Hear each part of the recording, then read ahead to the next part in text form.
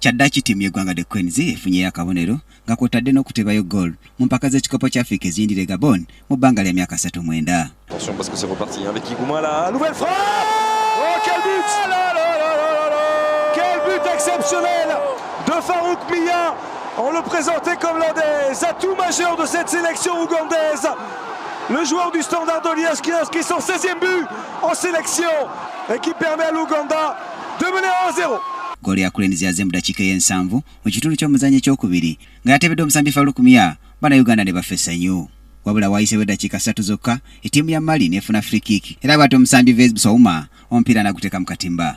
Eddevannyuma lyagenze okuggwa nga Uganda Cranes egudde mayiga goal 1-1 ne Mali. Omuteebi wa Uganda era nga yagitebedde goal Farouk Mia yalondeddwa CAF nga kyekibiina ekiddukanya omuzannyo gw'omupiira mu Afrika ng'omusambi w'olunaku olw'omutindo omulungi gwe yayolesezza. Nze kyennyinza okugamba omupiira ogwo twali tulina gugoba bugobi okyegeera ne lukomawo n'obuwanguzi kuba mu Mali yo nga yo twabadde tugisobola okyegeera ne kooki Micho nze njagala nina ekibuuzo kye njagala omubuuza omwana oyo Masa kikyamuwa kuba Masa takuba mupiira okyegeera era be bamu ku basinze otukubya nze kyekintu kye nnyinza okugamba pozi ne left yabadde ku sayidi yaffe lefu ate kwongeramu eddakiika abaana baffe babakuba ate ye rafuuwa lefu kisoboka abaani mutaddeko mugundi ka disciplinary committee tulaba ekiddawo kuba yakozeemu ebintu ebikyabadde kiriya tezannye bubi nga gye tubadde tosuubira bazze boogera bingi bajja tukuba Ghana ejja tukuba Misiri ejja bakuba goolo West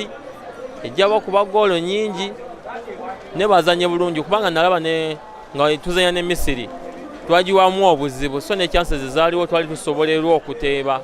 Nabanga Uganda Cranes ya performance bulungi nnyo yakoze kyamaanyi nnyo ofunayo goolo n'akabonero akamu kusinzira mu kibinja kye twalimu tiimu zonna z'amaanyi Egypt y'amaanyi Ghana y'amaanyi ne Mali nayo y'amaanyi kuba buli gye badde etuukanga ku semi-finals. So Uganda yakoze kyamaanyi nnyo yanyumisizza nnyo omupiira. Tiimu ya Uganda yasambye omupiira guno yabaddeko omukwasi wa goal Dennis Odonkala, Dennis Iguma, Geoffrey Walusimbi, Hassan Wasomawanda, Morishidi Juko, Geoffrey Baba Kizito, Kalida Ucho, Moses Soloya, William Lwaga Kizito, Farouk Mia ne Joseph Ochaya. Katebe ka Cranes kwabaddeko omukwasi wa goal Silver Auma Mogola, Tone Maweje eyayingiziddwa mu kifo kya Moses Soloya, Yunus Sentamu, Geoffrey Masaka eyayingiziddwa mu kifo kya Kizito Lwaga, Nicholas Wadada, Isaac Isinde, Muhammad Shaban, Shafiki Batambuze ne Mike Azira eyayingiziddwa mu kifo kya Kalida Ucho. Omupiira omulala gwasambiddwa Misiri yawangudde Ghana goal mu kubwerere yabadde okusimula free kick era nga yateebeddwa omusambi Mohamed Salah mu ddakiika 11. Ekibinja ddinga bwe kyakomekerezeddwa Misiri yayiseewo nga ekikulembeddera obubonero 7 ate Ghana ne Mali mu kyakubiri n'obubonero 6.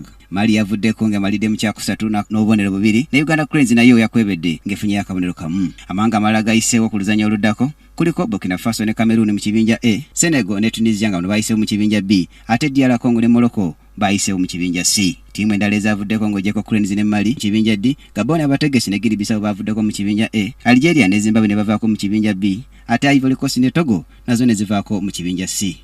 Zo enzanya ez'oluzannya oluddako za kutandika ku Lwomukaaga luno ng'ennaku z'omwezi 28 January 2017 n'empiira 2 nga Burkina Faso yakusookawo ne Tunisia ku ssaawa 1 ey'akawungeezi ate oluvannyuma Senegal eddewo ne Cameroon ku ssaawa 4 ez'ekiro. Ku Sande nga 29 January 2017 DR Congo bwakujefuka ne Ghana ku ssaawa 1 ey'akawungeezi ate oluvannyuma Misiri eddewo ne Morocco ku ssaawa 4 ez'ekiro. Brian Katende mu by'emizannyo KTV amalindirire.